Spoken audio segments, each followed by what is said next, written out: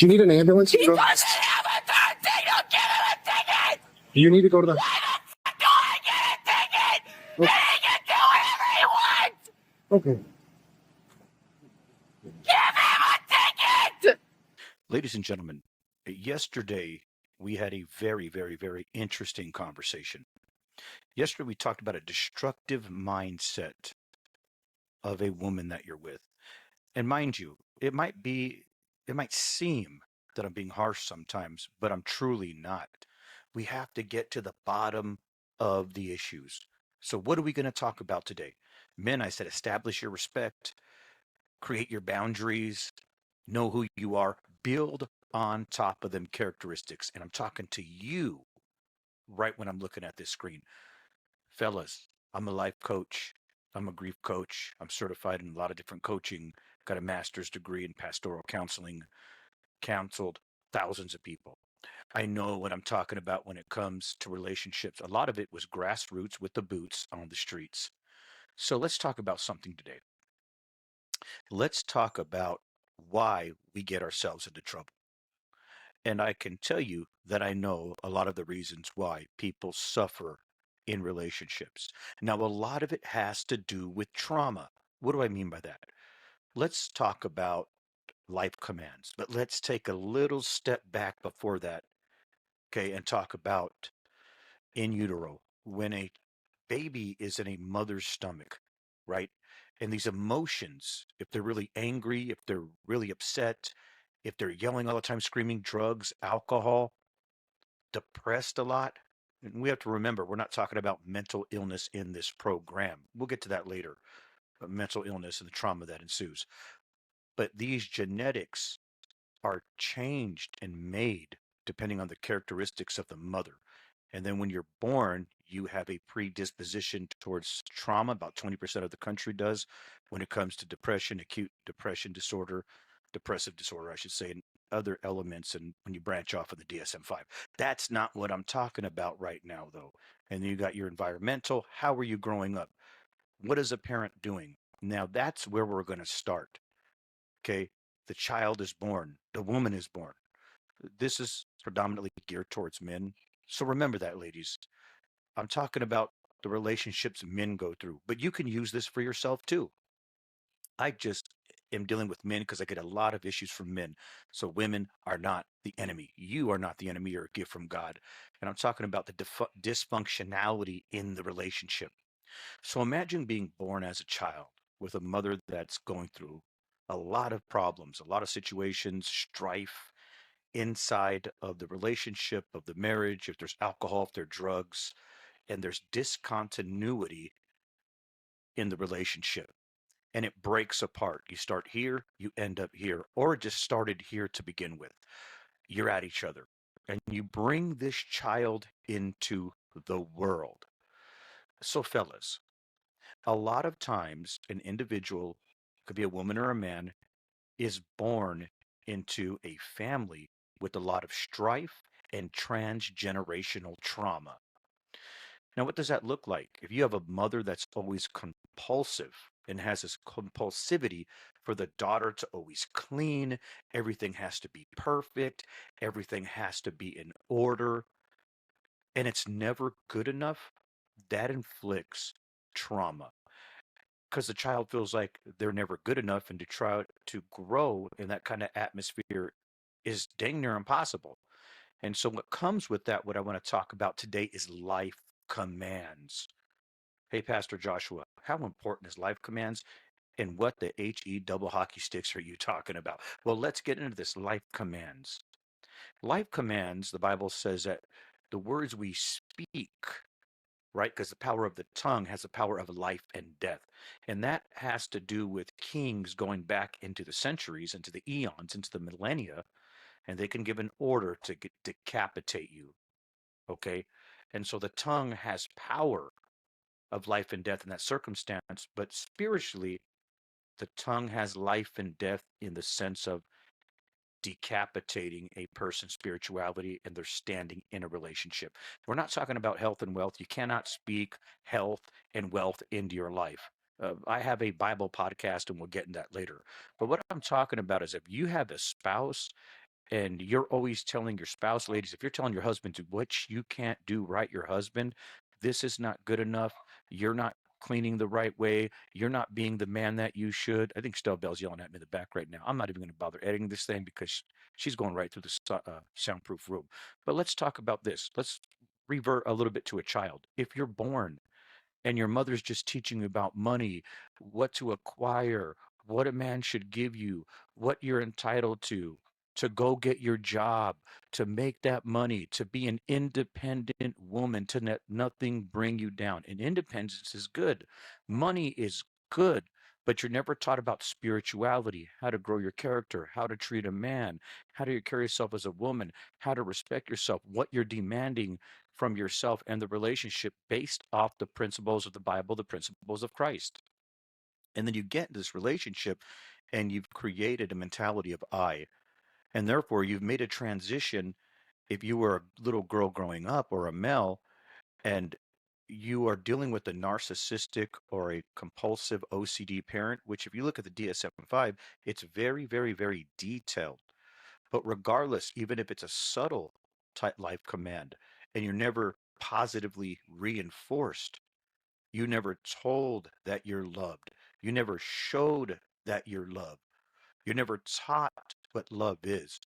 Well, you have a stirred up spirit and you probably haven't progressed into the adulthood of the spiritual components of the capacity that you need to because the life commands were always negative and you were never able to process these life commands. You know, I'm in leadership in many different facets of life. And if someone doesn't allow me to compliment them, build them up, show them esteem, and tell them how good they do and give them an award, and they say, "Hey, Pastor Joshua, I refuse to.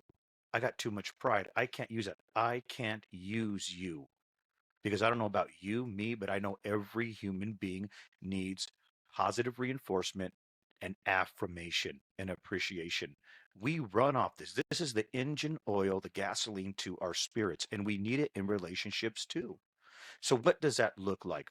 Negative life commands. You're not doing this right. Really, I told you to do it this way.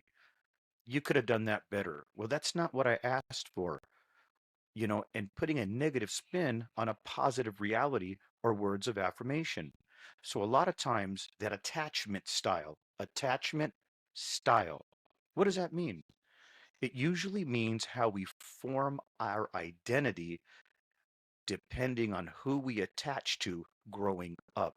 And when we attach to that parent or the one that raised us, we are absorbing the energy, the teachings, the reality of what they're teaching, that integrating that, downloading it, and that is who we become, the person that we become. And a lot of times, a lot of individuals in marriages have bonded with an unhealthy, broken, destructive attachment style, simply meaning the parent does not teach the child what the child needs to learn. So if you grow up and you get the subconscious attachment style, and then you go through these relationships that are continuously broken, you go through these relationships that end in divorce, you just regress, regress, regress, regress. And so not only do you have an attachment style problem situation that caused trauma in your life, now you're compounding the trauma in different aspects because you are going through negative experiences. And so it's actually getting worse. It's not getting better. And many people are running on subconscious autopilot. So we need to think about how we were raised and we need to examine how we're raised and we need to change how we are currently in the space time continuum because our past experiences. So I'm not here just to preach and teach. Remember, I'm not here to cure, diagnose, or treat this culture. It's going to take a lot, but I'm here to give you information. This is going to be a very short podcast today, and this is about attachment style. So you say, "Hey, Pastor Joshua, what is the proof? What can you give me? Give me the tangibilities of how I'm going to manage this." And I know that what you're saying is for real. Well, we're going to have a little bit of homework. Gentlemen, take a notebook with you if you're in this situation. And remember, we're talking about good men and men that want to work on themselves. We're not talking about individuals that aren't doing the right thing. spiritual men, men of God. So if you actually want to know what's going on, take a small notepad or a journal and document your spouse's words when they're speaking to you. Okay. And put on one side positive reinforcement, negative reinforcement. I think Stelbell's cussing at me in the back right now. But what you do is, good morning, honey. I love you. I hope you have a great day. She's full of joy. She made dinner when I got home. What could I do to make your day better? Look how handsome you look today. You know, I enjoy the time we spend together. Can we go for a walk today? We haven't spent enough time together. Healthy individual, healthy attachment style, healthy environment. And if they did it, they made decisions to do the work for positive reinforcement for themselves. And they're connected to God, connected to Christ. Okay, opposite side. It's Monday. Got up silent. Got up complaining. Got up, nagged that I didn't actually do something right, yelled at me today. No positive words of affirmation, no positive services as far as doing anything that I would like, no gifts, nothing like that to that degree. So we have to understand we can make a comparison, and men are visual learners. And what we're trying to do is get that brain, that plasticity in that brain to understand what is happening in your situation and how you want to change it.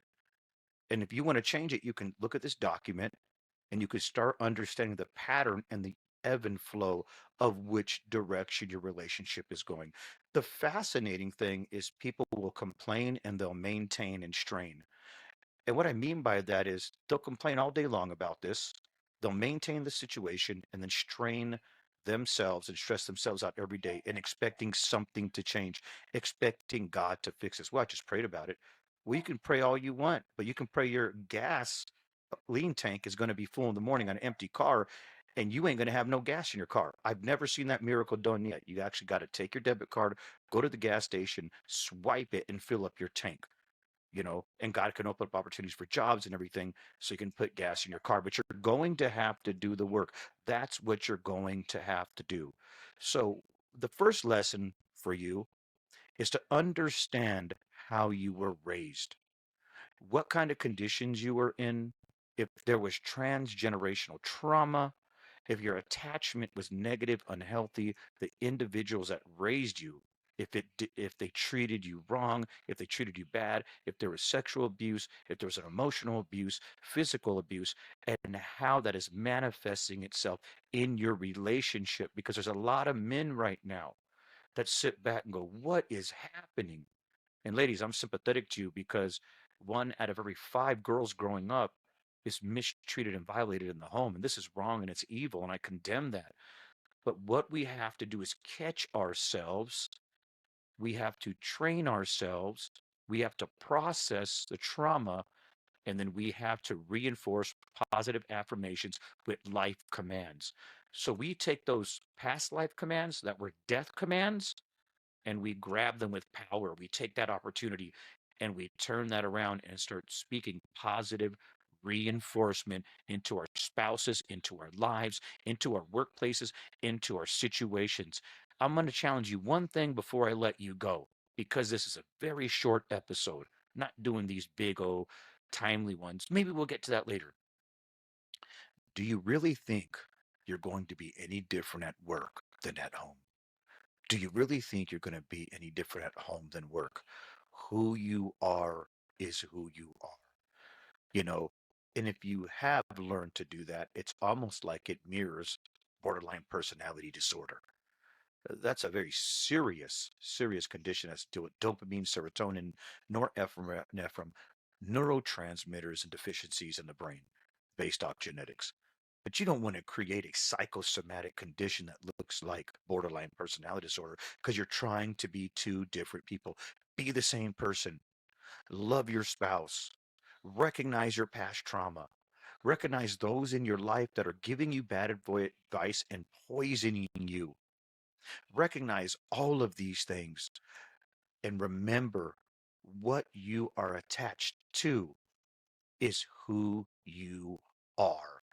So if you have that bad spiritual energy, that demonic attachment style, because of pain and suffering and trauma. And remember, Satan gets through with trauma. Recognize that.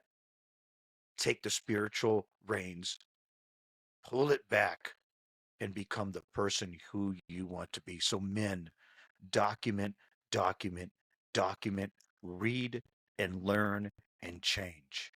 Remember, just because your attachment style happened and it hurt you and it harmed you, that's not who you have to be. God bless you. This is Pastor Joshua. I have to go. Stale Bells in the back and Merlot, and it's time to spend some time with them. This is Pastor Joshua. God bless.